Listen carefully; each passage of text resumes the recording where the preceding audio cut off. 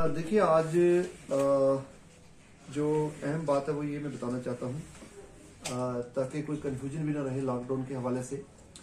जैसा कि आपको मालूम है कि आज शाम 7 बजे से ज़िला श्रीनगर की टेरिटोरियल जुरिसडिक्शन के अंदर जो लॉकडाउन नाफिज किया गया है और ये कोरोना कर्फ्यू जो है डिस्ट्रिक्ट श्रीनगर में आज शाम 7 बजे से 3/5/2021 तक 7 बजे सुबह तक रहेगा।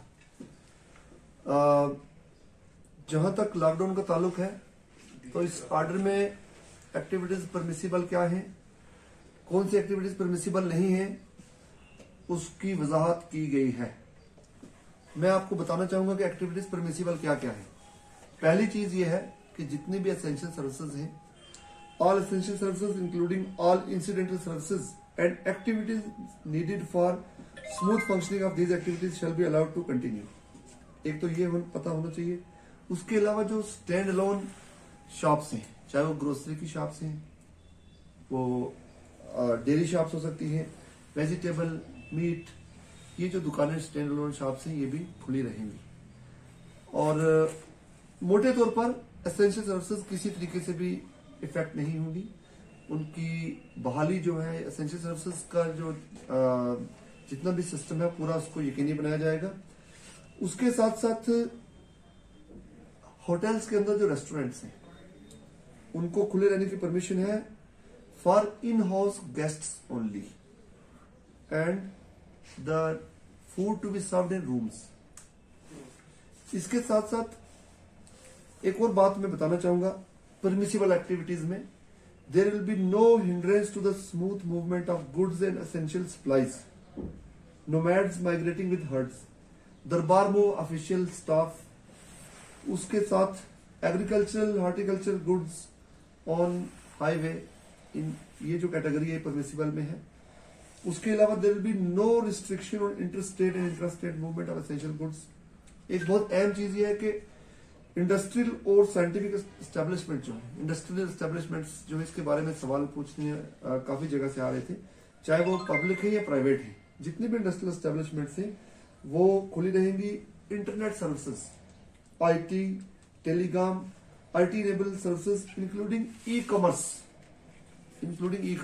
Are permitted.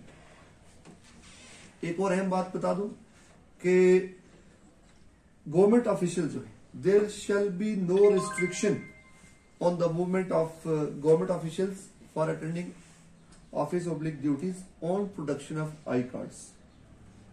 तो गवर्नमेंट ऑफिशियल जो है आई कार्ड दिखाएंगे और अपने अपने दफ्तर चले जाएंगे। किसी किस्म की भी पाबंदी नहीं रहेगी उनके ऊपर। कर्फ्यू पास की भी जरूरत नहीं है गवर्नमेंट एम्प्लॉइज को, ये बात बिल्कुल साफ होनी चाहिए।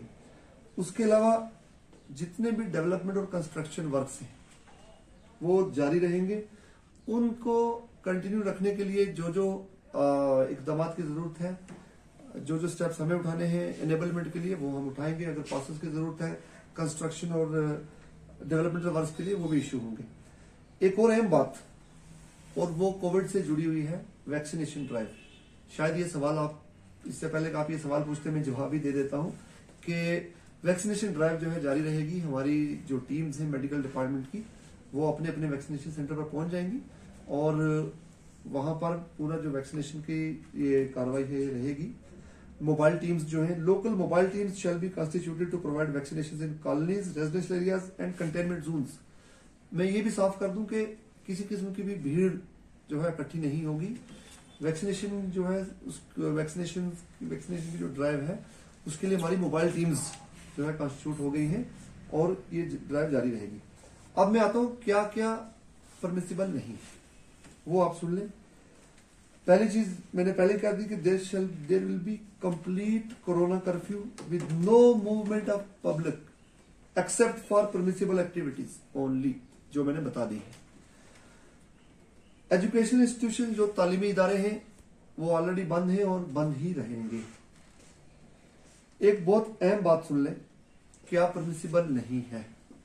All shopping complexes, bazaars, saloons, barber shops, cinema halls, restaurants and bars, sport complexes, gyms, swimming pools, parks, etc. shall remain closed.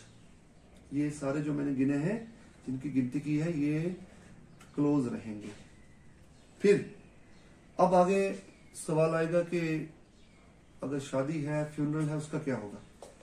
Religious and social gatherings such as marriages attended by up to 50 persons only, whether indoor or outdoor. तो social gathering में 50 से ऊपर की permission नहीं है। Last rites, अगर funeral है, last rites उसमें 20 लोगों को ही इजाजत होगी। उसके साथ साथ पब्लिक ट्रांसपोर्ट, देखिए ये बड़ा आप सवाल ये भी करेंगे, public transport already order in place है कि 50% कैपेसिटी पर पब्लिक ट्रांसपोर्ट ऑपरेट कर सकती है और 50% कैपेसिटी पर पब्लिक ट्रांसपोर्ट ऑपरेट करती रहेगी। इसके पीछे ये हमने सोचा कि इमरजेंसी में किसी को हॉस्पिटल आना हो, किसी को कोई और इमरजेंसी हो सकती है और प्राइवेट ट्रांसपोर्ट नहीं होगी, तो इसलिए पब्लिक ट्रांसपोर्ट को हमने 50% कैपेसिटी पर अलाउ किया है। मोटे तौर पर यही है। मैं आप सबके माध्यम से, आप सबके जरिए ये कहना चाहूंगा कि लॉकडाउन के स्टेज तक हमें आना पड़ा। 144 लगा, 144 से कुछ इम्पैक्ट आया, रिस्ट्रिक्शन से कुछ लोगों ने एहतियात की, लेकिन फिर भी हमने देखा कि वायलेशंस भी उसके पाए गए और देखा आपने पुलिस ने कितने एफआईआर कल रजिस्टर किए हैं। तो लॉकडाउन की जरूरत पड़ी हमें। ये पूरा जो इन्फेक्शन चेन है, जो ट्रांसमिशन चेन है, इसको ब्रेक करने के लिए हमें लॉकडाउन की जरूरत है और इसका पालन करना, जो एसओपीज इन प्लेस है उनको फॉलो करना हम सबके इंटरेस्ट में है। और मैं ये भी कहूंगा, अपील करना चाहूंगा सभी से कि जो एसओपीज हैं उनको कोई सजा ना समझा जाए, या लॉकडाउन को सजा की तरह ना देखा जाए, बल्कि इसमें हम सब की बका है और हम सब इसको फॉलो करना एक आज के दौर में जिंदगी का हिस्सा समझ लें, जिंदगी का हिस्सा बना लें। तो उसी में हमारे घर की हिफाजत है, हमारे परिवारों की हिफाजत है, हमारे पूरे समाज की हिफाजत है और पूरे श्रीनगर की हिफाजत है। बहुत बहुत शुक्रिया। एडे साहब, यहाँ पे 50% हिसाब से चलेगी, तो आप मानते हैं एक संपूर्ण लॉकडाउन का लोगों को जो लगातार डिमांड कर रहे हैं लॉकडाउन मिलेगा, वो देखने को हमें कल ग्राउंड पे मिलेगा या फिर वैसी स्थिति सामने आएगी? देखिए, मैंने जितना कहना था वो मैंने कह दिया है और मैं सिर्फ आवाम से अपील कर सकता हूं कि बाहर ना निकले।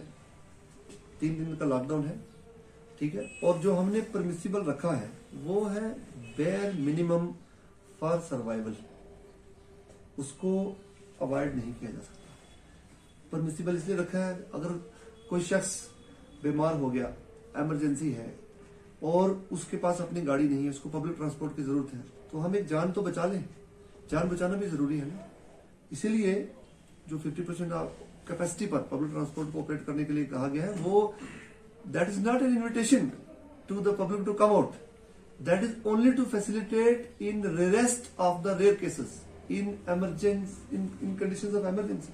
सर, कई स्वास्थ्य विभाग में आपने कहा वैक्सीनेशन प्रोसेस में, तो अभी बहुत सारे स्वास्थ्य चिकित्सा नहीं है वैक्सीन की, और उन सेंटर्स पे तो बिल्कुल ही नहीं है। जब उसके बारे में हमने बात करने की कोशिश की लोगों से, उन्होंने बोला कि जो अथॉरिटीज है उन्होंने बोला कि मिनिमम और 2 दिन तक नहीं आएगा कोई भी वैक्सीन। ये बात आपको किसने कही है? मैं उस पर देखूंगा। मेरे नोट्स में ये नहीं कहा किसी ने कि 2 दिन का, ये कितना टाइम लगेगा। अगर कोई इश्यू इसमें होगा आई विल इंटरवीन।